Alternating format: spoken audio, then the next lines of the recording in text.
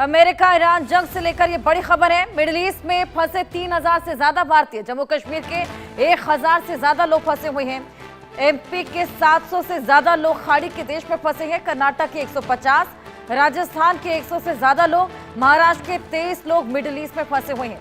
तमाम लोग देश भर से, जो कि अलग अलग हिस्सों से हैं देश के, वो इस वक्त खाड़ी के तमाम देशों में फंसे हुए हैं और उनको निकालने के लिए स्पेशल विमान चलाए जाएंगे। महाराष्ट्र के 23 लोग मिडिल ईस्ट में फंसे हैं।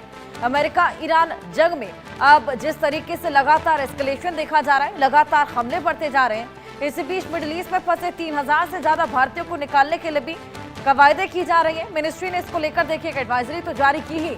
इसी के अलावा स्पेशल फ्लाइट चलाई जा रही है, स्पेशल विमान चलाए जा रहे हैं।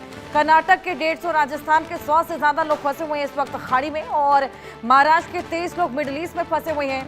इन सभी को निकालने के लिए स्पेशल फ्लाइट चलाई जा रही है। दुबई से एक फ्लाइट आज ही नई दिल्ली आई है, सही तमाम फ्लाइट जाने वाली है, जो कि वहां पर जो तमाम लोग देश भर से फंसे हुए हैं, जो तमाम स्टूडेंट्स वहां पर फंसे हुए हैं, उनको वहां से लेकर वापस अपने वतन आएगी।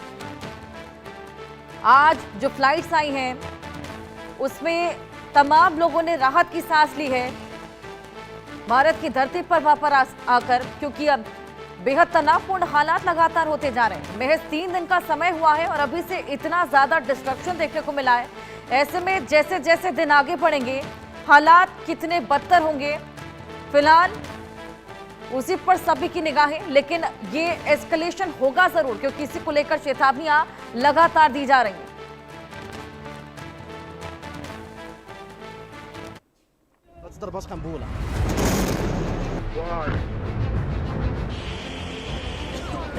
ईरान इजरायल के बीच बढ़ते तनाव ने पूरे मिडिल ईस्ट को बारूद के ढेर पर ला खड़ा किया है।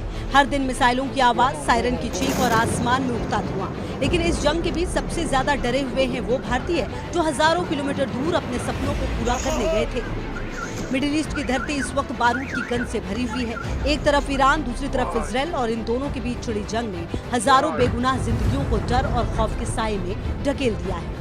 इस जंग के बीच सबसे बड़ी चिंता उन भारतीयों की है जो रोजी रोटी, पढ़ाई या बेहतर भविष्य के सपनों के साथ मिडिल ईस्ट पहुंचे थे। कोई अस्पताल में नर्स है, कोई IT कंपनी में इंजीनियर, कोई कंस्ट्रक्शन साइट पर काम कर अपनों का पेट पालने वाला मजदूर। लेकिन अब हर किसी के मन में एक ही सवाल है, सबकी आंखों में एक ही सवाल है, घर कब लौटेंगे।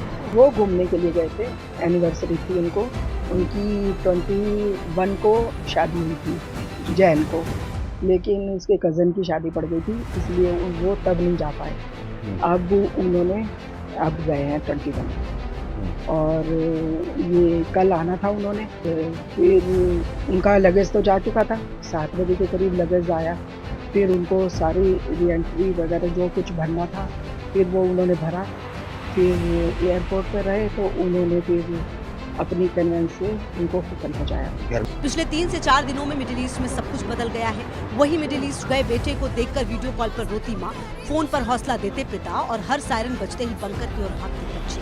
ये तस्वीरें दिल को झकझोर कर रख देने वाली है। कई भारतीय परिवारों की रातें अब जगकर कट रही हैं। फोटो तो पठेइथिला से मम्मी अटैक हेइछि बोली फोटो तो पठेइथिला, किंतु हमको टेंशन नाही बोली कहथिला, किंतु हमको तो टेंशन लागियो ना दुबई रे तो अछि।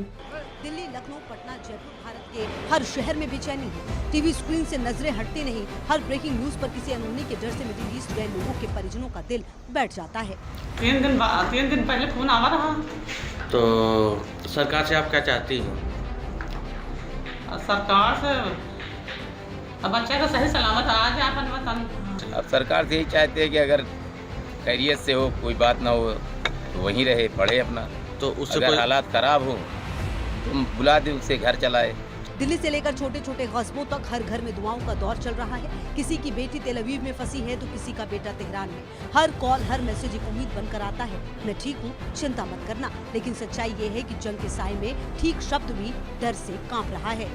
इस जंग ने सिर्फ 2 देशों को नहीं बल्कि हजारों भारतीय परिवारों की भावनाओं को भी जख्मी किया है। सपनों के शहर अब डर के शहर बन गए हैं। जो युवा बेहतर भविष्य की तलाश में गए थे वो सिर्फ अपने घर की चौखट देखना चाहते हैं। हर भारतीय की जुबान पर बस एक ही प्रार्थना है, जंग खत्म हो और हमारे अपने सुरक्षित लौट आए।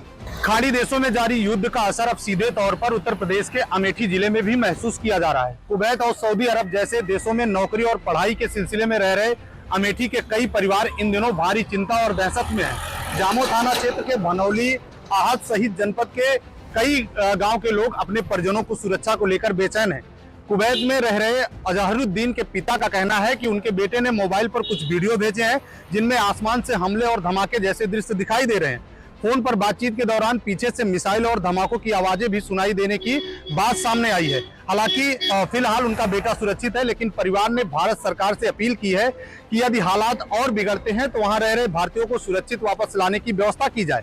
बता दें, भारत के विदेश मंत्रालय के ओवरसीज इंडियंस डेटा के मुताबिक मिडिल ईस्ट में कितने भारतीय हैं? ओवरसीज इंडियंस डेटा के मुताबिक खाड़ी और आसपास के देशों में बड़ी संख्या में भारतीय नागरिक रहते हैं और काम करते हैं। सबसे ज्यादा भारतीय संयुक्त अरब अमीरात में है, वहाँ करीब 35,54,274 भारतीय रहते हैं। इसके बाद सऊदी अरब में 24,60,603 भारतीय हैं। वहीं कुवैत में 9,93,284, कतर में 8,35,175 और बहरीन में 3,23,908 भारतीय फंसे हैं। ओमान में 6,84,771 भारतीय रहते हैं। तनाव से सीधे प्रभावित देशों में भी भारतीय मौजूद हैं। इजरायल में लगभग 20,000 भारतीय हैं। जॉर्डन में 16,897, इराक में 17,100 और ईरान में 10,320 भारतीय नागरिक रहते हैं। लेबनान में करीब 3,000, मिस्र में 3,141, यमन में 700, सीरिया में 97 और फिलिस्तीन में 11 भारतीय रहते हैं। इन आंकड़ों से साफ है कि मिडिल ईस्ट में लाखों भारतीय मौजूद हैं। इसलिए मिडिल ईस्ट में फैले तनाव की चपेट में करोड़ों भारतीय आए हैं। मिडिल ईस्ट में बढ़ते तनाव के बाद भारतीय दूतावासों ने एडवाइजरी जारी की है। सुरक्षित स्थानों पर जाने और सतर्क रहने की अपील भी की है।